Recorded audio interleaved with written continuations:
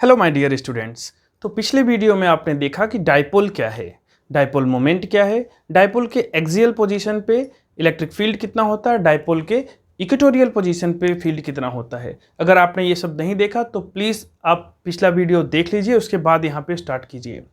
तो और जिन लोगों ने देख लिया है वो इसके आगे देखते हैं। तो इस वीडियो में हम करने जा रहे हैं कि अगर किसी डाइपोल को किसी यूनिफॉर्म इलेक्ट्रिक फील्ड में रख देते हैं तब उस पर क्या इफेक्ट आता है, तब वो उसका बिहेवियर कैसा होता है, उस पर टॉर्क लगता है, उसमें पोटेंशियल एनर्जी आती है, उसकी स्टेबिलिटी की स्टडी करते हैं। तो ये तीन चीज़ें हम आज के इस लेक्चर में करेंगे कि किसी डाइपोल को किसी यूनिफॉर्म इलेक्ट्रिक फील्ड में रखेंगे, देन उसके बिहेवियर को स्टडी करेंगे, उस पर लगने वाले टॉर्क को स्टडी करेंगे, उसमें स्टोर्ड पोटेंशियल एनर्जी को स्टडी करेंगे और उसकी स्टेबिलिटी को समझेंगे। आइए देखते हैं। तो torque on a dipole in a uniform electric field. तो ये हमारा यूनिफॉर्म इलेक्ट्रिक फील्ड है सपोज, राइट। और इसमें एक डाइपोल आप रख दीजिए। सपोज हमने ऐसे एक डाइपोल रख दिया, ये हमारा माइनस क्यू है, ये हमारा प्लस क्यू है। ओके, लेंथ इसका कितना है, 2L है। हमें क्या करना है, इसका टॉर्क कैलकुलेट करना है। टॉर्क क्यों लगेगा, टॉर्क देखो इधर ये फोर्स लग रहा है F, क्योंकि ये प्लस क्यू है तो इधर in the direction of field इस पे फोर्स लगेगा। ये माइनस क्यू है तो इधर अपोजिट डायरेक्शन में फोर्स लगेगा, इक्वल एंड अपोजिट लगेगा, नेट फोर्स 0 होगा लेकिन टॉर्क क्रिएट करेगा, राइट। और ये एंगल मान लो कि थीटा है। तो अगर ये एंगल थीटा है तो आपको ये एंगल भी थीटा होगा, ठीक ना। और यहाँ से एक परपेंडिकुलर आप ड्रॉ कर दो। तो मान लो कि ये पॉइंट ए है, ये पॉइंट बी है, तो ये पॉइंट बी है तो ये पॉइंट होगा सी। तो ये एक ट्रायंगल बन गया ए बी सी। इसमें अगर हम बी सी को देखें, ये जो परपेंडिकुलर लेंथ है इसको देखें तो ये कितना आ जाएगा, B C is equal to आ जाएगा 2L साइन थीटा। पाइथागोरस लगा के सिंपली आप लगा सकते हो, एक ट्रायंगल से आप निकाल सकते हो कैसे, sine theta is equal to what, B C upon 2L। तो यहाँ से B C is equal to 2L sine theta. और ये बी सी हमारे लिए बहुत इंपॉर्टेंट है, एक्चुअली ये हमारा परपेंडिकुलर लेंथ है, ठीक ना, परपेंडिकुलर लेंथ है और ये दोनों फोर्स हैं। तो आपको ये पता है कि अगर ये हमारा फोर्स है, ये हमारा फोर्स है और ये इसके बीच का परपेंडिकुलर डिस्टेंस है तो या डिस्प्लेसमेंट है, तो हमें क्या मिल जाता है, हमें टॉर्क मिल जाता है। टॉर्क इज इक्वल टू क्या, R क्रॉस F। आपको याद होगा, वेक्टर फॉर्म में भी लिख सकते हैं, स्केलर फॉर्म में भी लिख सकते हैं। तो यहाँ पे देखिए, यहाँ पे क्या होगा, ये फोर्स हो गया, ये फोर्स हो गया, ये इसका डिस्प्लेसमेंट हो गया। तो हम क्या लिखेंगे कि टॉर्क यहाँ पे is equal to 2L sine theta is equal into F। और F क्या होता है, F होता है हमारा F is equal to Q into E। आपने पढ़ाई है। तो यहाँ से आ जाता है F is equal to torque is equal to 2L sine theta and QE। इसको थोड़ा सा रीअरेंज करते हैं तो आ जाएगा हमारा 2QL E sine theta, right. ये है टाउ। यहाँ पे आप इसको देखो, ये कुछ जाना पहचाना सा लग रहा है, 2QL। तो 2QL यू नो कि P इज इक्वल टू होता है 2QL, तो इसके जगह पे आप P रख दो, ठीक ना। तो आ गया हमारा torque is equal to what, PE sine theta. ये हमारा टॉर्क के लिए डेरिवेशन आ गया। अच्छा, अगर ये हमारा क्या है, वेक्टर है, ये भी वेक्टर है, ये साइन थीटा है, तो इसको हम वेक्टर फॉर्म में ऐसे भी लिख सकते हैं, torque is equal to P cross E। A cross B क्या हो जाता था, AB साइन थीटा, याद है वेक्टर में। तो वैसे ही ये भी है। अब इसका डायरेक्शन, अगर ये वेक्टर है तो इसका डायरेक्शन क्या हो जाएगा, ये इंपॉर्टेंट है। इसका डायरेक्शन एक्चुअली अगर आपको याद हो कि कोई vector R which is equal to A cross B होता था वेक्टर में, then this R is perpendicular to A and this R is perpendicular to B and this R is perpendicular to the plane containing A and B। मतलब, और same उसी pattern पे ये torque भी होगा कि torque would be perpendicular, the direction of torque would be perpendicular to the P, perpendicular to the E and the plane containing E and P। ये कुछ ऐसे समझ लो कि अगर हमारा एक ये हमारा इसमें आर है, ये आर है और ये एफ है, तो हम राइट हैंड थंब रूल से निकालते हैं टॉर्क का डायरेक्शन। इधर से इधर गया ये, तो ये आता है टॉर्क का डायरेक्शन, जिसको हम इधर बोल सकते हैं। तो ये है टाउ और ये है आर, ये है एफ। तो आप देख रहे हो कि tau is perpendicular to R, tau is perpendicular to F and tau is perpendicular to the plane containing R and F. ठीक है, तो ये इसका डायरेक्शन था। तो ये हमारा डेरिवेशन हो गया है, यहां तक आपको लाना होता है, ये पूरा एक्सप्लेन करना होता है अगर ऐसा एग्जाम में आता है तो। अब आगे इसके बाद इस केस में ये भी आप देख सकते हो कि नेट फोर्स यहाँ पे क्या है, जीरो है। यहाँ पे क्या है, net force equal and opposite forces है, नेट फोर्स जीरो है बट नेट टॉर्क जीरो नहीं है, टॉर्क लग रहा है, टॉर्क ए है। अब यहाँ पे टॉर्क की मैक्सिमम और मिनिमम वैल्यूज भी आप निकाल सकते हो केस बना के। मैक्सिमम कब हो जाएगा, ये टॉर्क मैक्सिमम कब होगा, सिंपल सा दिख रहा है, for tau max. Tau max कब होगा, जब थीटा 90 हो जाए, ठीक ना, क्योंकि इसकी वैल्यू तो 90 पे ही मैक्स आएगा। तो हो जाएगा हमारा P इज इक्वल टू क्या, sorry, tau is equal to PE cos 91, ठीक है। तो ये मैक्स वैल्यू हो गई। अब मीन कितना हो जाएगा, टाउ मीन, ये मतलब ऐसा अगर हो जाएगा तो ये मैक्सिमम टॉर्क लगेगा इस पे। क्यों, क्योंकि उसका जो परपेंडिकुलर डिस्टेंस है वो मैक्सिमम होगा। अच्छा, अगर ये ऐसा कर दिया जाए, मीन्स थीटा जीरो कर दिया जाए, तो ये मिनिमम हो जाएगा। मिनिमम मतलब जीरो हो जाएगा। ये हो गया हमारा tau is equal to PE sine zero, और साइन जीरो होता है जीरो, तो हो गया टोटल टाउ इसका जीरो। क्यों, ऐसा क्यों हो गया, हाँ तो हो जाएगा ना। ये देखो, अगर ऐसे रख दिया, एक फोर्स इसको इधर पुल कर रहा है, एक फोर्स इधर पुल कर रहा है, बट बीच का जो परपेंडिकुलर लेंथ चाहिए था, ये वाला पोर्शन, वो तो गायब हो गया, वो तो है ही नहीं है, तो टॉर्क नहीं लगेगा अब इसमें, केवल फोर्स लग रहे हैं इक्वल एंड अपोजिट, ठीक ना। तो ये हमारा टाउ मैक्स टाउ मीन हो गया। अच्छा, अगर इसी चीज़ को हम यूनिफॉर्म फील्ड के जगह पे नॉन यूनिफॉर्म में रख दें, तब क्या होगा। वैसे ऐसा है नहीं आपके सिलेबस में, बस जानकारी के लिए मैं बता देता हूँ कि अगर ये यूनिफॉर्म नहीं है, नॉन यूनिफॉर्म है, तब क्या होगा, क्या तब भी नेट फोर्स जीरो होगा। तो अगर नॉन यूनिफॉर्म फील्ड मान लो ऐसा है, इसका मतलब क्या है कि यहाँ पे जो E2 है वो इस E1 से ज़्यादा है, राइट। तो अब अगर हम कोई टॉर्क ऐसा रख दें, कोई डाइपोल ऐसा रख देते हैं, तो क्या हो सकता है, तो इसमें जो F नेट है is not equal to zero, इसमें ज़ीरो नहीं है, ठीक ना। और अगर ये मूव भी कर रहा है, जैसे अभी अगर एंगल अगर theta between E and P zero होगा तो टॉर्क जीरो होगा, और अगर ये थीटा जीरो नहीं होगा तो टॉर्क जीरो नहीं होगा। टॉर्क के लिए बस इतना सा बात है। और फोर्स के लिए ये इसमें नॉट इक्वल टू जीरो क्यों आ गया, क्योंकि यहाँ पे आप देखो फोर्स क्यों होता है, क्या होता है, QE होता है, यहाँ भी QE होता है, लेकिन यहाँ E2 है, यहाँ E1 है, तो ये अलग हो गया, मैग्नीट्यूड अलग हो गया फोर्स का। इसके पहले वाले केस में यूनिफॉर्म था तो दोनों सेम थे, इसलिए नेट फोर्स जीरो होता था, यहाँ पे अलग हो जाएगा। चलिए ठीक है, तो आगे हम देखेंगे कि डाइपोल को जब किसी यूनिफॉर्म, अपने सिलेबस में केवल यूनिफॉर्म की बात है, तो अगर किसी यूनिफॉर्म इलेक्ट्रिक फील्ड में किसी डाइपोल को रखा जाता है तो उसमें पोटेंशियल एनर्जी कितना आ जाता है, ये देखना है। तो हम क्या करने चल रहे हैं,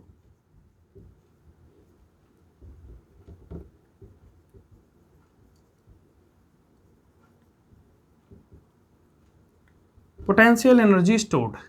तो उसके लिए आप देखो, एक पोजीशन पे एक डाइपोल यहाँ पे ऐसे पड़ा हुआ था, ठीक ना।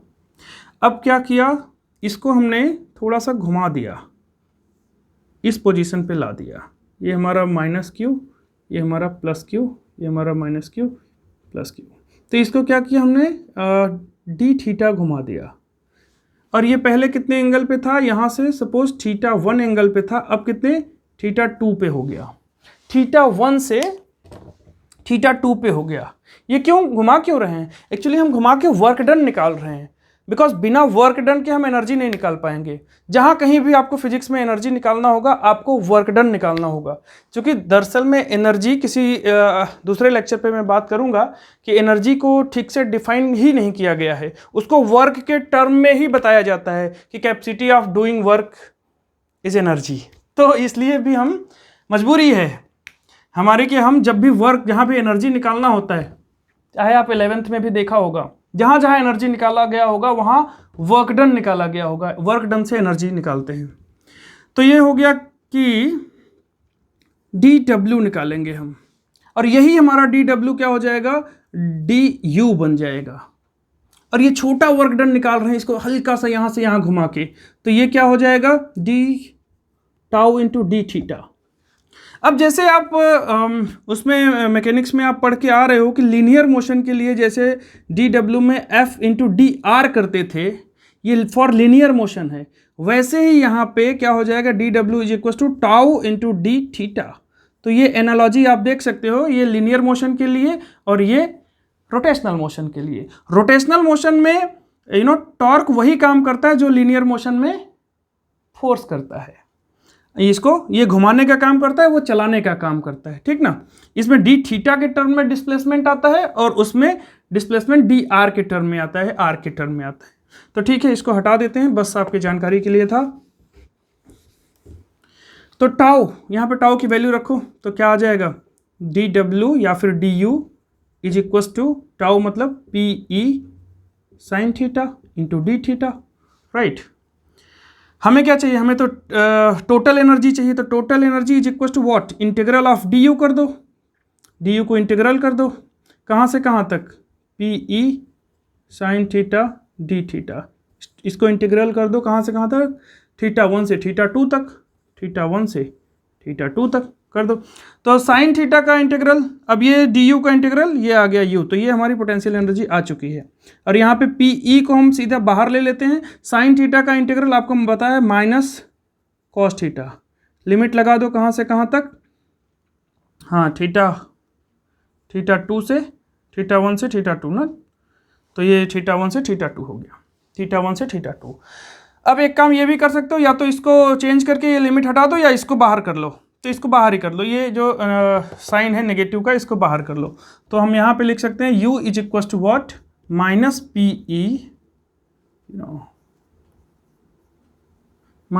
ई कॉस थीटा, लिमिट रख दो theta 2 minus cos theta 1, okay.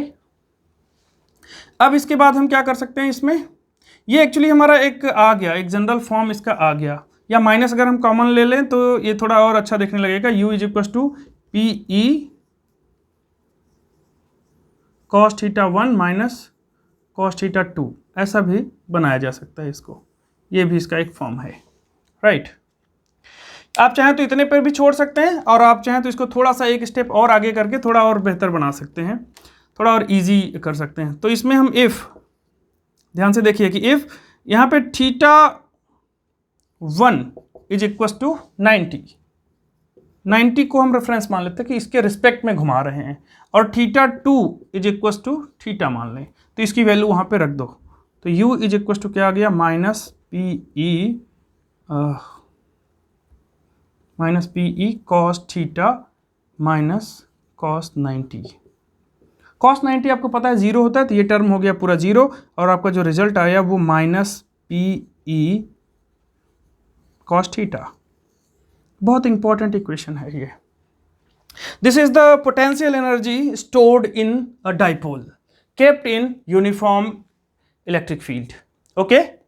अब हम क्या कर रहे हैं, इसका अगला पार्ट हम देखेंगे कि स्टेबिलिटी। एक क्वेश्चन और आता है कि जब किसी डाइपोल को किसी यूनिफॉर्म इलेक्ट्रिक फील्ड में रखा जाता है तो उसके अलग अलग पोजीशन हो सकते हैं, एक बार थीटा 0 करके रखा जा सकता है, एक बार थीटा 90 करके, एक बार थीटा 180 करके।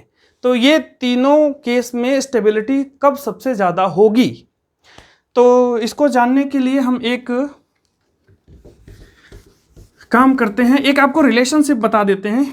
ऐसे तो ये कोई ऑफिशियल नहीं है, बट ऐसा है। जो स्टेबिलिटी होता है that is inversely proportional to energy होता है। मतलब एनर्जी लेवल जहाँ ज़्यादा होगा वहाँ पे स्टेबिलिटी कम होगा। आप अपने लाइफ में देख सकते हो, आप नेचर में देख सकते हो, आप फिजिक्स में देख सकते हो। क्योंकि फिजिक्स स्टडी ऑफ नेचर है, तो नेचर का ही नेचर है कि higher the energy level lower will be the stability. जैसे ही आप अपने पे ही सोच लो ना, कभी अगर आपका एनर्जी लेवल बहुत लो है तो आपको आराम करने का मन करता है, आप स्टेबल होना चाहते हो। जैसे ही आपके पास एनर्जी आती है तो आप में डायनेमिज्म आ जाता है, आप डायनेमिक हो जाते हो, तुरंत मोशन में आ जाते हो, अनस्टेबल हो जाते हो। तो वैसा ही है, तो फिजिक्स के लिए भी यही है। तो हम क्या करेंगे, ये 3 केस हैं। पहला केस ये है, केस ए, जबकि किसी डाइपोल को ऐसे रखा गया है, -q + q ऐसे रखा गया है। मतलब ये हमारा इलेक्ट्रिक फील्ड है और ये हमारा P है। दोनों के बीच में जो एंगल है वो कितना है, 0 है। केस B है जबकि डाइपोल को परपेंडिकुलर रखा गया है, मतलब ऐसे, ये +q है, ये -q है, ये 90 डिग्री है। यहाँ पे थीटा कितना है, 90 डिग्री है। और एक केस 3 है जिसमें कि केस 3 मीन्स C, जहाँ कि हम क्या कर रहे हैं, इसको ऐसा उल्टा रखते हैं, +q इधर, -q इधर, राइट। आपसे पूछा जाएगा कि in which case stability is maximum and in which case stability is minimum. तो कैसे निकालेंगे, हमें नहीं पता। तो चलो ठीक है, इसे देख लेते हैं। एनर्जी निकाल के उसका इन्वर्स कर देंगे। जिसमें एनर्जी मैक्सिमम हो जाएगा उसकी स्टेबिलिटी हम मिनिमम बता देंगे, और जिसमें एनर्जी मिनिमम हो जाएगा उसकी स्टेबिलिटी मैक्सिमम हो जाएगी। चलो देखते हैं। तो यहाँ पे पहला केस, तो u = क्या था हमारा, P - PE cos थीटा। यहाँ पे थीटा क्या है, 0 है, रख दो। तो u की वैल्यू क्या आया, -PE आया इस केस में। इस केस में क्या है, u = -PE cos 90। cos 90 कितना होता है, 0 होता है, तो u की वैल्यू 0 आई। और इस केस में कितना आया, u की वैल्यू -PE cos 180। 180 कितना होता है, -1 होता है, तो -PE -1, तो ये हो गया हमारा +PE u, राइट। तो आप देख सकते हो कि ये जो स्टेबिलिटी C में, इसके जो एनर्जी है केस C में, सिचुएशन C में, पोजीशन C में, stability is higher, sorry energy is higher, so stability will be lower. Lowest energy होगी इसमें चूंकि हाईएस्ट एनर्जी है, लोवेस्ट स्टेबिलिटी होगी चूंकि हाईएस्ट एनर्जी है, ठीक ना। और इसमें लोवेस्ट एनर्जी है, सो हाईएस्ट स्टेबिलिटी होगा। तो अगर हम स्टेबिलिटी देख लें, पहले एनर्जी देख लें, तो EA is lesser than EB is lesser than EC। तो इसका अपोजिट हो जाएगा stability A is greater than stability B is greater than stability C, ठीक ना। ये हुआ आंसर। तो ये तो हमने आज देख लिया कि स्टेबिलिटी और एनर्जी में क्या रिलेशन था, पोटेंशियल एनर्जी कितना स्टोर होता है और उस पर टॉर्क कितना लगता है। तो मिलते हैं इसके आगे अगले वीडियो में। तब तक के लिए आप पिछले वीडियो अगर नहीं देखे हैं तो पिछले वीडियो देख लीजिए। ये चैनल से जुड़े रहिए, इसको सब्सक्राइब करके आगे भी टच में रहिए। Happy learning.